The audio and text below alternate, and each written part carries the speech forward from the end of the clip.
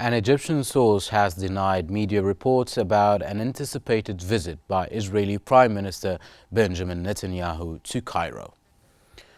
The World Bank Group has stated that since October 7, 2023, the financial system in Gaza and the West Bank has faced severe disruptions and damages.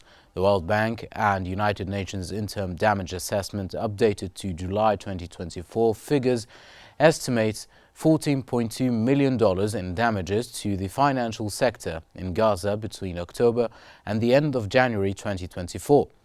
This includes the damage or destruction of 93% of bank branches in Gaza, as well as 88% of microfinance institutions, most money changers, and 88% of insurance companies.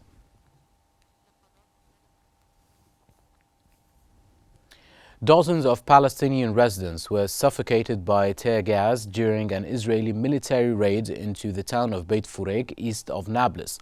According to local sources, Israeli forces stormed the town of Beit Furek, triggering confrontations with the residents. Forces attacked residents with tear gas and sound bombs during the confrontations, causing dozens of people to suffocate. The town of Beit Furek has been subjected to frequent daily raids, often leading to violent confrontations.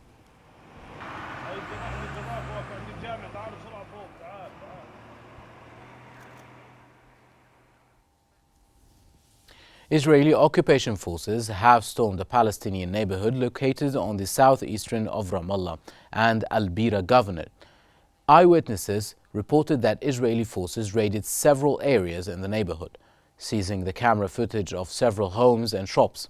According to the witnesses, forces attacked residents with tear gas and sound bombs.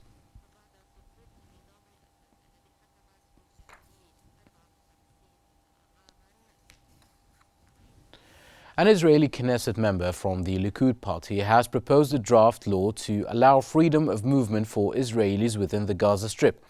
The new proposal builds on a law passed in March to cancel plans for Israel to withdraw from 4 northern West Bank settlements as part of the 2005 Gaza disengagement.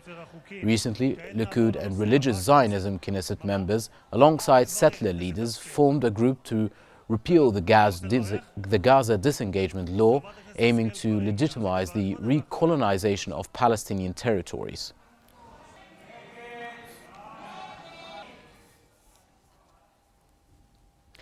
Egyptian and Qatari efforts are intensifying to broker a ceasefire in Gaza. Egypt continues its commitment to supporting the Palestinian cause, pushing for a ceasefire and ensuring humanitarian aid access. Earlier, the Egyptian Foreign Ministry urged the international community to guarantee unconditional aid delivery as conditions deteriorate. An Israeli delegation visited Cairo on December 10 for negotiations. Egypt, Qatar and the US are mediating between Israel and Hamas to end the prolonged conflict.